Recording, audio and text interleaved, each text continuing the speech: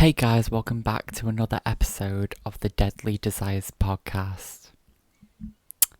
If you're new here, make sure to subscribe. So for today's episode, we've got a really frustrating one. This is a case that really did not need to happen. Not that murder's ever justified, but especially this one, it was just done for no apparent reason, as you'll hear, so let's get into it.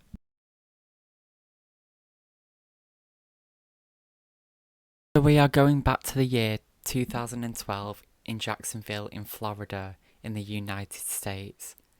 That is where 17-year-old Jordan Davis was living and going to school. Jordan was born in Atlanta, Georgia on the 16th of February 1995 to his parents who actually suffered multiple miscarriages, so to them Jordan was their little miracle. When Jordan was about 4 years old, his parents' marriage began to break down. They would argue, so they would decide to get a divorce. His father moved to Jacksonville in Florida, and he and his mother stayed there in Atlanta, Georgia. And this didn't mean that Jordan never saw his dad. His father put in lots of effort to come and see him. He would be taking flights as often as he could, so he really tried to maintain a relationship with his son. As Jordan got older, it was said that through school, he was popular, everybody liked him, and he was kind of the jokey, funny guy that everyone just loved. Jordan took parts in lots of sports. Now his friends say that he wasn't very good at any of these sports, and one of his friends say that he played basketball, and this friend said that he was the worst basketball player that they'd ever seen. Jordan also came from a religious household, so every week they would go to his grandparents' church. From what I found out, Jordan was a great person. At the age of 7, he found out that his mother had breast cancer. Now this was a long battle for her. She did recover, however, it did end up coming back, but this time it was much more aggressive. So his mother is struggling to be there for her son in the way that he needs her to be because she is so ill. So the decision is made for Jordan to move to Jacksonville, Florida to live with his father. Jordan was definitely against the move. Leading up to it, he was trying to fight it. He even fell out with his mother over it, and he would just avoid her calls for weeks. But as time went on, he began to settle into his new life in Jacksonville. He made new friends at his new school, and he even began dating a woman named Alea. In November of 2012, Jordan decided he wanted to go out shopping in the Black Friday sales. Christmas was coming up, and he just thought he would go out and get a few bits. On November 23rd, his friend Tommy picked him up in his auntie's red Dodge Durango SUV, which he had borrowed. Jordan hops in the car, and inside are two of their other friends, Tevin and Leyland. So the four of them begin driving. They actually did this quite often. They would just go driving out with no plan and play their favourite music really loud and all sing along. This time they did have a plan, but they still did this. They went in the car, blasting music, having a good time. Eventually, the group all pull into a gas station because Tommy wanted some cigarettes. So as they pulled into the gas station, this was the Gate gas station in the south of Jacksonville. They pulled in and parked. Tommy hopped out and went inside, while Jordan, Tevin and Leyland stayed inside the car and continued listening to the music. That's when a black Volkswagen Jetta car then pulls into the gas station and parks next to them. This car had both a woman and a man inside. The woman went into the gas station while the man stayed outside in the car. Witnesses at the gas station say an argument between the red Dodge boys and the black Volkswagen driver began happening, and it was escalating quite rapidly. At this point, Tommy had finished in the gas station and walked out, aware of the confrontation with his friends going outside. Tommy walks out and gets into the driver's seat, and that's when witnesses say they heard 10 gunshots go off. This is when both cars speed out of the gas station. First the red Dodge, followed by the black Volkswagen. All of this had happened so fast that the witnesses at the gas station were not even sure what had happened, as they heard shouting and then 10 gunshots. They didn't know what they were arguing about and how it had escalated to 10 shots being fired. A minute later, in comes a red Dodge Durango SUV, all windows down and passengers all screaming for someone to call 911. As the group had sped away, they'd just realised that 17-year-old Jordan Davis had been shot. It was Jordan and Leyland who were sat in the back seats, and Leyland says as he pulled Jordan away from the window, he just fell limp all over him and was covered in blood. So Leyland told the other two boys, and Tommy decided to turn around and go back to the gas station to get help. As he got back into the gas station, they saw the black Volkswagen Jetta leaving the gas station and speeding away. Jordan was in the back of the car, bleeding out. He was going in and out of consciousness. At 7:42 p.m, the police were called, which is 3 minutes after those 10 gunshots were fired. While they waited for emergency services, people at the gas station were trying their hardest to do all they could to help save Jordan's life. One person took off their jumper to stem the bleeding, while others rotated in performing CPR. And this is all taking place just in the middle of the gas station parking lot on the ground. 5 minutes after the 911 call were made was when the police and paramedics arrived. The paramedics immediately ran over to 17-year-old Jordan Davis, began CPR and then put him on a stretcher and sped him straight to the hospital. Police taped up the crime scene after speaking to witnesses, knowing full well that the shooter had sped away. So they taped up the area to keep all the evidence contained. While Jordan is being rushed to the hospital, the other 3 boys are still at the scene, and they're all calling their parents, telling them what had happened, and that they would probably need to go down to the police station to give statements. And in one of the boys' mothers, who actually got in contact with Jordan's father, Ron, to let him know that his son had been shot and was being rushed to the hospital. Ron was actually retired, but at the time had been taking up some shifts at the hotel to help Jordan pay for his first car. So he was actually on shift at the time when he received the call from Leland's mother letting him know that his son had been shot. She was letting him know that as much as she knew, which was really not a lot. Apparently she was crying and very emotional, so we knew that something really bad had happened.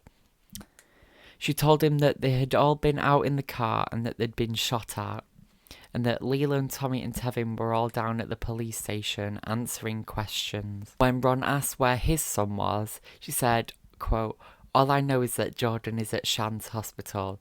The other boys are okay, but Jordan took a bullet." Ron called the drive to the hospital excruciating.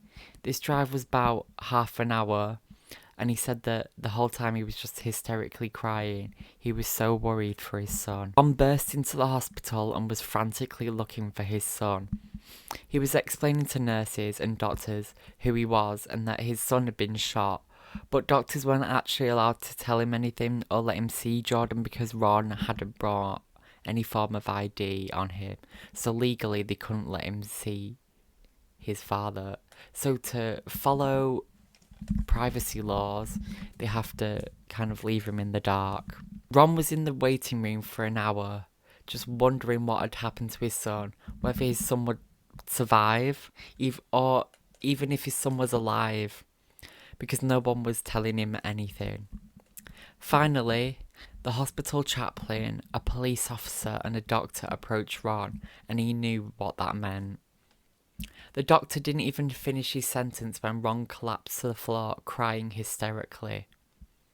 At 8:15 p.m, 17-year-old Jordan Davis had been pronounced dead, after medical staff had tried all they could to save him. Jordan's father Ron was allowed to go and see his son's body to say goodbye. However, there was one condition that he had to agree to. He was not allowed to touch his son to preserve evidence. Ron agreed to this, but as soon as he saw his son lying there in the hospital bed, he couldn't fight it, and he just ran over to his son and just grabbed him, cuddled him and was sobbing. He said, quote, later on, "I wish no parent had to cry these kinds of tears. I gave him his first kiss as he came into the world. I held my son in my arms in the hospital and kissed him his last goodbye." So now police are facing the task of finding the person who had shot and killed 17-year-old Jordan Davis in such a cold and ruthless way, taking away from such a smart and great young boy's future away from him. Luckily, witnesses had written down some things about this black car that the shooter had been driving.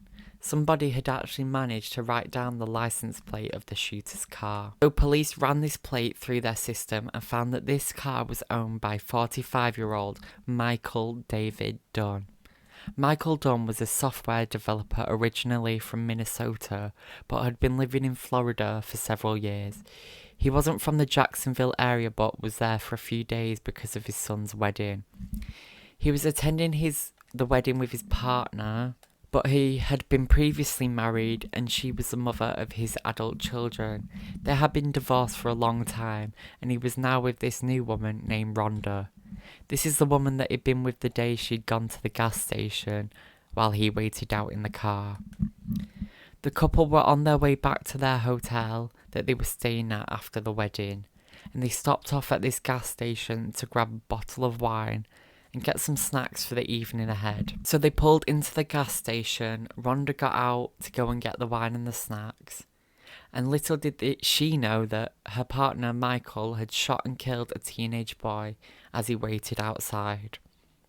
It's hard to imagine, isn't it? She went into the gas station to get a few bits, and when she came out, she found that her partner had shot and killed a child.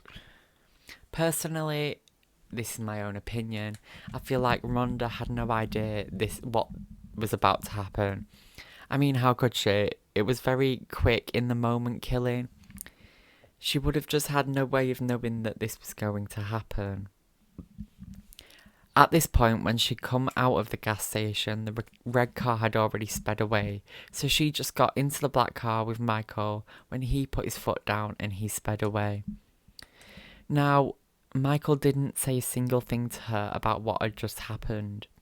So to her knowledge, they've just been to the gas station and now they're on their way back to the hotel. So going back, the police have pulled up the license plate and the name Michael David Dunn has come to their attention. Officers were sent down to his house to arrest him, but of course he wasn't there because he was at the hotel in Jacksonville for his son's wedding. So police knock on the door and obviously he's not there. And some of his neighbours start to come out of the houses and the police begin to speak to them. And they were told by these neighbours that they were not at all surprised that Michael Dunn was facing accusations of this nature.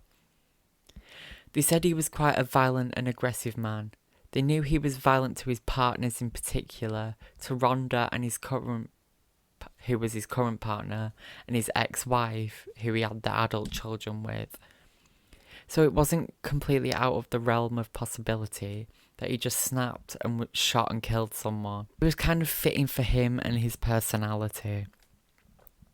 So after speaking to these neighbours and getting a better idea of his character, they asked to contact them if Michael came home, and then they left. The following morning at 10:30 a.m, Michael and Rhonda returned home, and Michael went round to one of his neighbours' house for a chat. And in this chat, he essentially just confessed to the murder. He told this neighbour that he had shot and killed someone recently and that he was thinking about turning himself into the police. So while Michael was at this neighbour's house, the neighbour went and contacted the police, telling them that Michael was there and that he was ready to give himself up. So when police arrived at this neighbour's house, Michael was told to walk to the bottom of the garden, kneel down and put his hands up, so that they would be able to come over and arrest him safely. So Michael was brought into the police custody and the questioning began. Michael waived his right to a lawyer and began to talk, which is interesting, especially for someone who is actually guilty, because people don't usually want to further incriminate themselves. But luckily for police and the investigation, Michael Dunn was talking. Now, these version of events I'm about to tell you are from Michael's perspective, so take it with a pinch of salt. He's maintained this story from the beginning and even still to this day. So Michael starts by saying that he and Rhonda pulled into the gas station to go and get this wine and a few other bits. And according to him, Jordan and the boys in the red SUV were playing their music incredibly loud. He said it was so loud that he couldn't hear himself think. So he said that he rolled down his window and politely asked these boys if they could turn down their music. He says that one of the boys in the back seat, being Jordan Davis, started shouting and threatening him.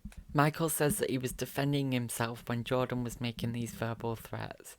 He said that when he sees Jordan reach down and pull a gun and point it at the window to further threaten him. Michael says that's when Jordan says, quote, "I'm going to kill that bitch," and then begins to get out of the car and start coming towards him. He says that when his fight or flight response kicked in, he reached over to his glove box and pulled out his own gun and then began shooting 10 times at the Dodge SUV. But when he was talking about this, he did leave out the part where he said he shot 10 times because he wanted the police to believe his story that was self-defense. And 10 shots for self-defense is quite borderline excessive, so he decided to leave that detail out. Here he is arguing that it was a case of kill or be killed. He was protecting himself because Jordan was approaching him with a gun ready to attack. So the police begin to nitpick his story because they found parts of the story made absolutely no sense. First of all, a gun was not found in or around the red Dodge SUV or on Jordan's person. So Jordan Davis, nor any of the other boys, could have had or pointed a gun at Michael, so therefore his self-defense story seems very unlikely. Witnesses say that the only gun they saw was that of Michael's.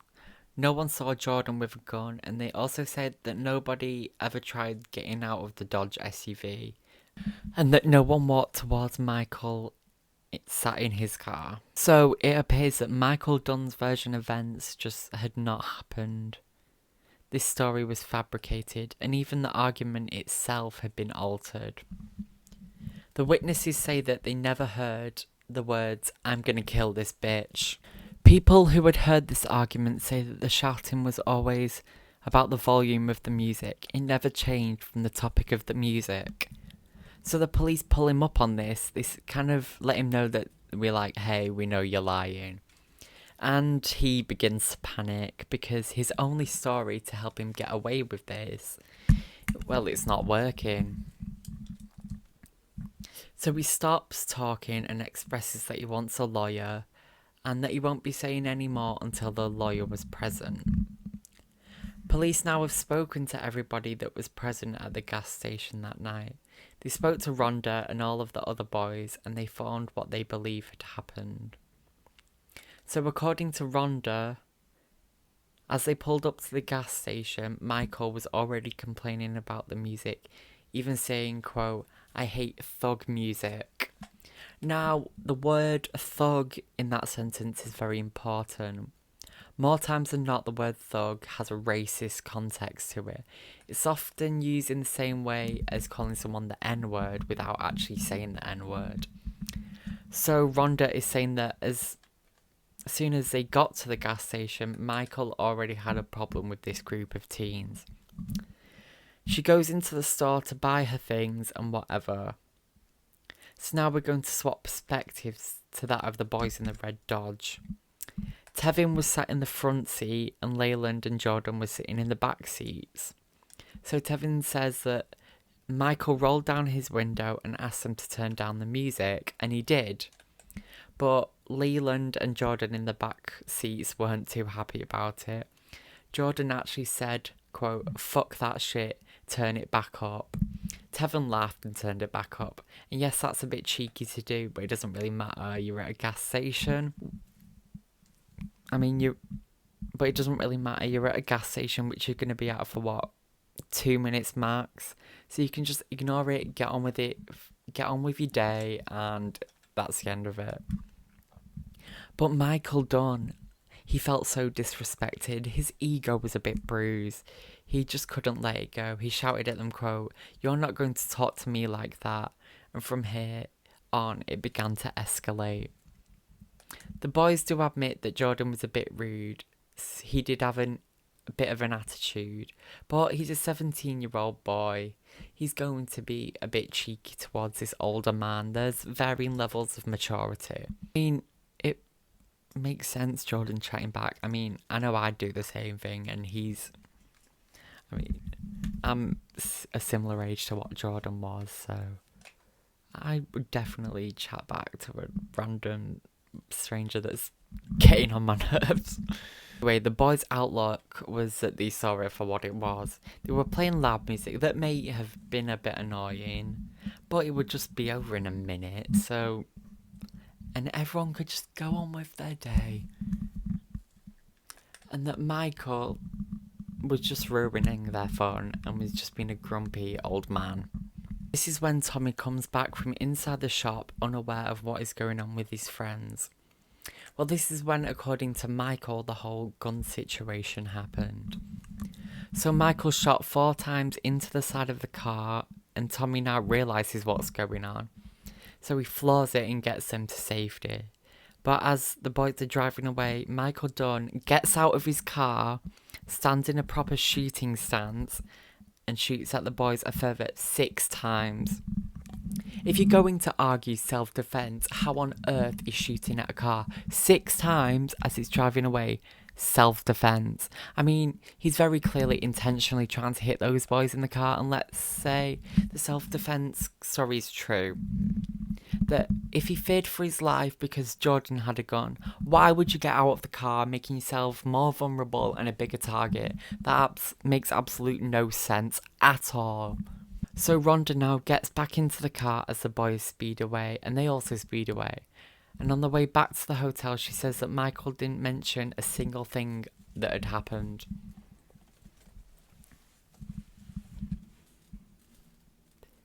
He didn't mention to her that he'd shot anyone, he didn't mention that he'd got into an argument, nothing. He just acted completely normal.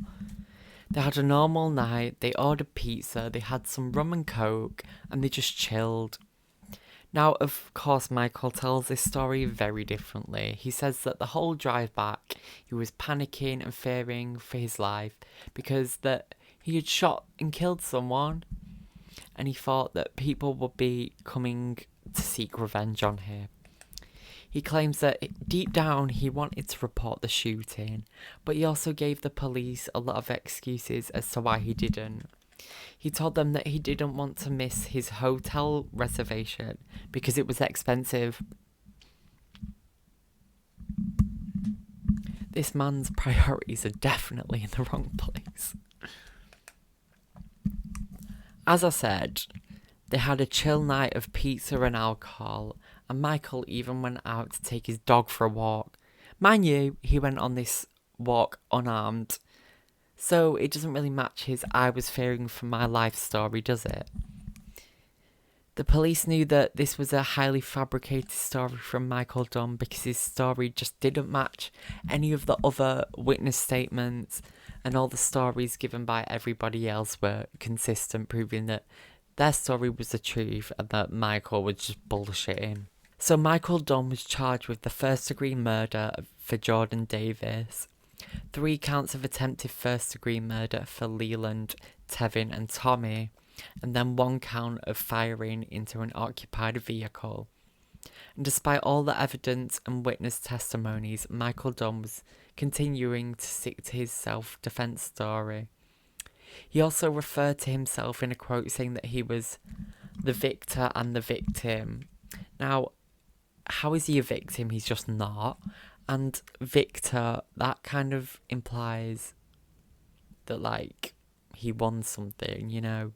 It's like in a battle, you have the victor. And I guess that's the way he kind of saw it. Which it really was not. a battle. And that quote just doesn't make a lot of sense, does it? Michael was obviously denied bail and awaited trial in jail. Now, the tactics his team used were quite sneaky. He was writing letters to his family and friends and asking them to add parts of what he was saying into his statement. So in one of these letters he said that Jordan had shouted, quote, "This shit is going down now." Why is this an important... Why, if this is an important piece of information, is this the first time you've mentioned this to literally anybody? These letters he sent to Rhonda were so clearly trying to manipulate her, and how she remembered that night he was trying to prove her, like, yeah, I was panicking the whole way back to the hotel and that he was in fear for his life. Rhonda still maintains that he was cool, calm and collected the whole time. But he continues to maintain that he wasn't. Another tactic that Michael and his legal team used to benefit him was trying to get his trial moved to another county. They argued that because of this case, it had been quite popular in the media and that it would be difficult to find an unbiased jury. So their argument was that if they moved it to another county, it would be more fair. Now, in his letters he would send, especially the one to his grandmother, he's quite blatantly, openly racist. He would use terms such as the blacks and thugs. So another reason he wanted to move the trial was because in these letters he expressed that he thought if the trial was moved to a whiter area, he had a higher chance of having a whiter jury. So, to Michael's horror, the trial was not moved and it was set for February of 2014. Now, Michael Dunn's legal team and their schemes didn't stop there. They actually tried to have a lot of the non-white jury members dismissed from the trial for no valid reason. For the most part, this was unsuccessful, but they tried it. So the defence team were arguing that Michael Dunn killed Jordan Davis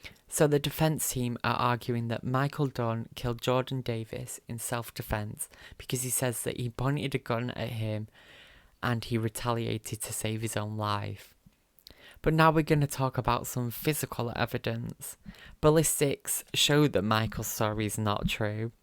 It shows that Michael shot 4 bullets into the side of the car, proving that his argument of Jordan getting out the car was just lies.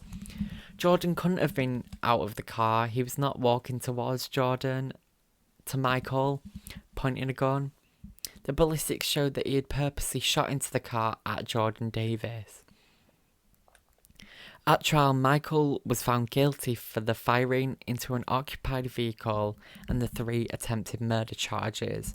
However, somehow the jury were finding it difficult to come to a unanimous decision for the charge of Jordan's murder. Michael's defence team had successfully created reasonable doubt, so therefore a mistrial was declared and a new trial was set up. In this second trial, Michael David Dunn was found guilty unanimously and was sentenced to life in prison plus 90 years, so he's never getting out. After Jordan's death, his family petitioned for stricter gun control laws and became advocates for victims of gun violence. So, to honour this family, I'm going to leave I'm going to link some things down below that you can read to about gun safety and all that kind of stuff. So that's all I have for this case. It's a very annoying one. This man just killed a poor innocent teenager for playing music. Literally, this man couldn't have waited 2 minutes of just music and then gone home.